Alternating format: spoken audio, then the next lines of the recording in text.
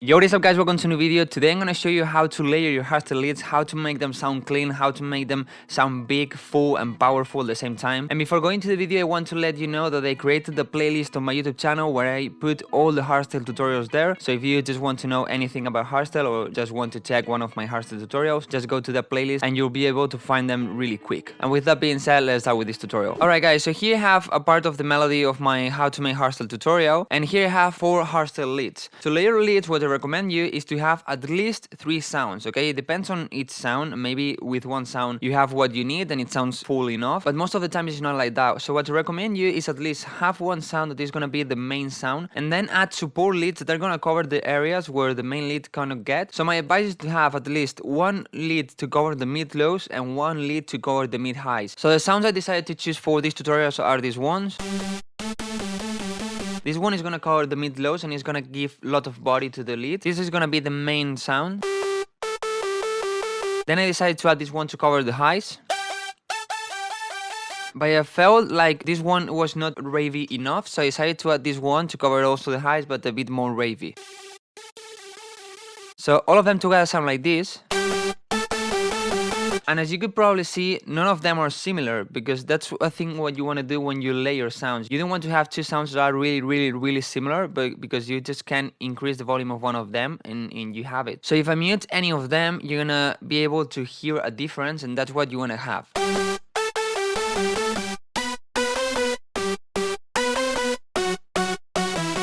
So now what I'm gonna do is choose all of them, and I'm gonna link them here on the mixer channel, and I'm gonna go one by one. So let's just start with the first one, and as this lead is the one that is gonna cover the mid lows, I can delete just the highs of it. But as you can see, it has a lot of low end that you don't want. So if you leave this sub bass here, at the end you're gonna have a lot of problems, so just cut it. Of course you don't want to cut it like this, especially in this one, because it's the one that is gonna cover the mid lows. And you can just cut the highs, of course, not like this, but something more like this.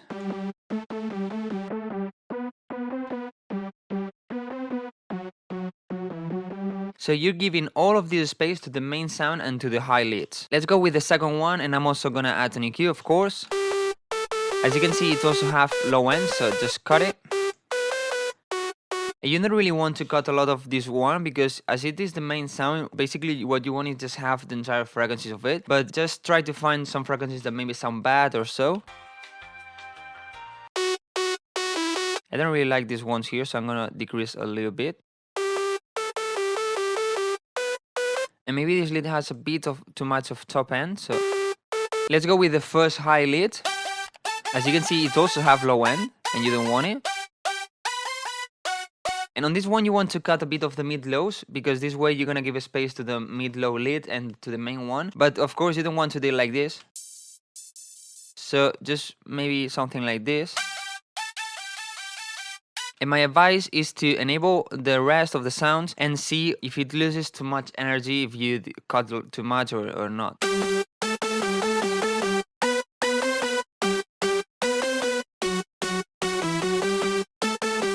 I'm gonna leave it here, and as this one is for the highs, I'm gonna increase a little bit on the top end.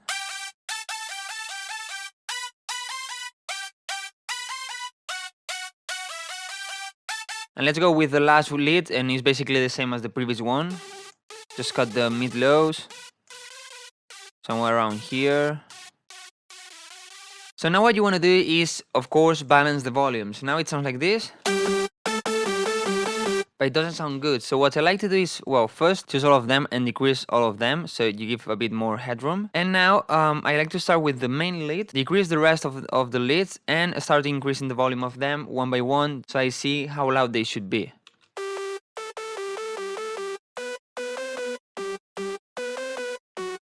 I think it's okay there. Now let's add this one.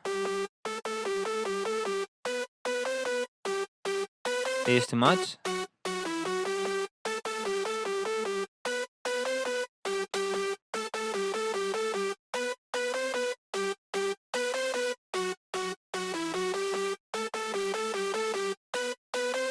I'm just gonna leave it there, and what I'm gonna do is on the mid low, I'm gonna make it a bit more mono. Not like this, but something like this. because this way you make sure that the mid-lows are in the center, but also you have a bit on the sides to give some body to it. And the high ones, you can maybe increase a little bit the stereo width, but I recommend you to always check it in an imager. If you check out the previous tutorials where I mix a subscriber's song, you know why. And this is too much. Something like this, and let's check this one. A little bit more. So now we have it like this. The thing is that when you layer, what you want to achieve is just one unique sound. And to make that, what you can do is compression, saturation, distortion, EQ. So to do this in an easy way, what you have to do is create a bus. So I'm going to just right click here and create group. I'm going to choose all of them and I'm going to route them to this track only. And whatever I do in this one is going to affect these sounds. And the first thing I like to do is to put Common Crusher. Is a plugin that is going to add a bit of distortion and compression. So it's going to make them sound a bit tighter and closer to each other. So the preset I like to use is Pretty Clean, and maybe reduce a little bit the mix and the volume. Then I always like to add an EQ to make sure we cut all of the sub bass, because if you add distortion, probably you increase a bit the sub bass, and to clean a bit the sound. So as you can see here, we have a bit of sub bass that we don't want. So just decrease a little bit, like this.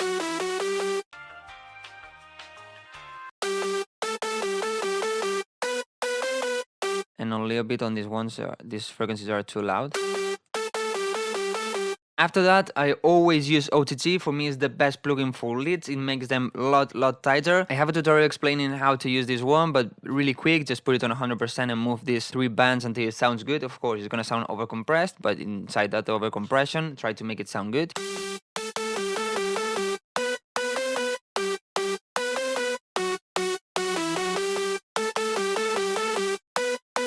And now reduce it. I normally use it on 30 or 20%. Before and after. So now it sounds a lot more in your face and it sounds brighter. So the last thing I like to use is a limiter to cut the peaks.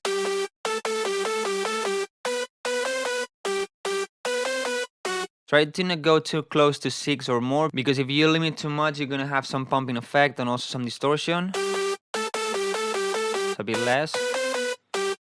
Around here is okay. So now we have it. We have the dry signal, but we need reverb, of course, especially in hardstyle. We need a lot of reverb. So what I like to do is not put the reverb in the dry signal channel. So I create another bus, a reverb bus. So I'm gonna create here another group.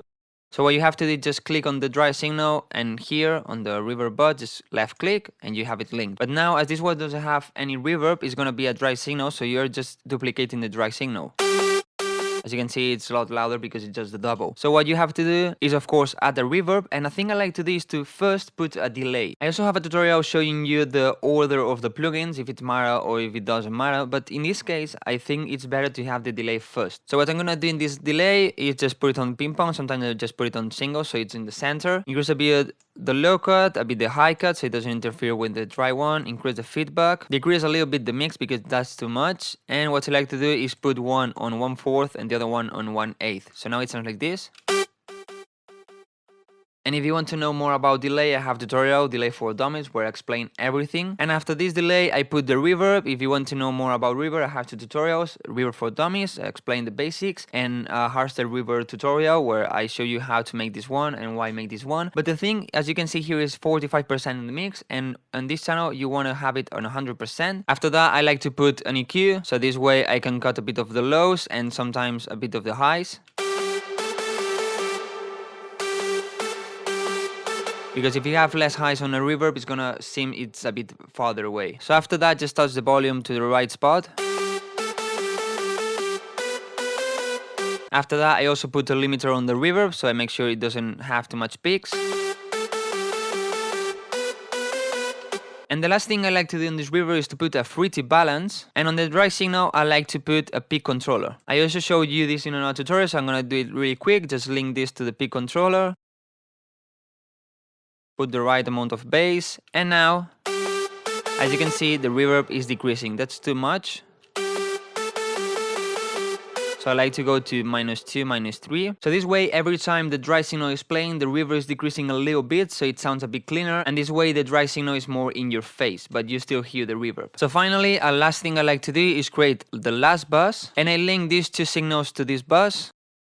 But as you could see, we lost the link on this one, so put it again. So now here I can touch the entire bus, you know, I can touch the entire mix, the dry and the wet signal the same way. So I'm gonna put first an EQ, cut these lows. I'm gonna decrease a little bit on the top end, I think there are too much highs. And I like to add another OTT. With this OTT, what I'm gonna try to do is make the reverb more present. Yeah, of course, you can just increase the volume of the reverb, but this way it's not gonna sound that tight. So with OTT, what I'm gonna do is increase a bit the upward compression, so it's gonna affect the low volume sound. And on the downward, I'm gonna decrease it to 50% more or less. So just do the same.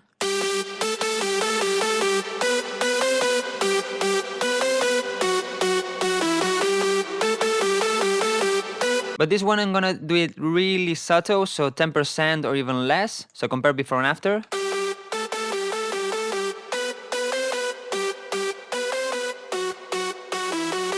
So now the reverb is a bit more present. Okay, so basically this would be how to layer the leads and how to make them sound big and powerful, how to mix them. But nowadays I'm adding another thing that I think is so cool, to add more space to them, because in hardstyle this is super important. So what I'm gonna do is add another reverb, but this one is gonna be really huge reverb. So I'm gonna put here another group. I'm just gonna call this as huge reverb. I'm gonna link this one here, the main one, and here I'm gonna put a reverb, and I'm gonna make a really huge one. To be able to hear only this reverb, well, you can do it just unlink from the master, so this one goes directly here, so you only have the wet signal. Less high, so it's more in the background. Increase a little bit the attack, so it's softer. And I'm gonna put 10 seconds of decay. You can put 10, 15, 20, it depends on you. So as you can hear, it's a really long and big reverb. Again, add another EQ to make sure it's not interfering too much. So cut a bit of the highs, so it feels more in the background. I think there's too much here. It's gonna make it sound muddy. And what you can do in this reverb and the other one is find where the dry signal is important. So let's hear only the dry signal. Let's say that is around 2000 Hz. So now in the huge reverb and also on the other reverb, just reduce a little bit on 2000. So you give a bit more space to those important frequencies. So you also need to sidechain this reverb, so let's add an OP controller to the main bus and a frequency balance on the huge reverb bus. So just link it to the new peak controller. And on this one you want to decrease a lot, because what you want to do with this reverb is just cover space. If you have a more kind of slow melody like this part here, you're gonna be able to cover these empty spaces here, this empty space here, so it doesn't sound that empty, and at the same time, even if on the parts like these ones here, you're gonna make it sound a bit fuller, because of course we're not completely reducing the volume of this huge reverb. So I'm gonna do it a bit more, like 20. Of course now it's too loud, so decrease it a little bit. And to be able to see if it's too loud or not, what you can do is just mute the first reverb. And well, if we check before and after,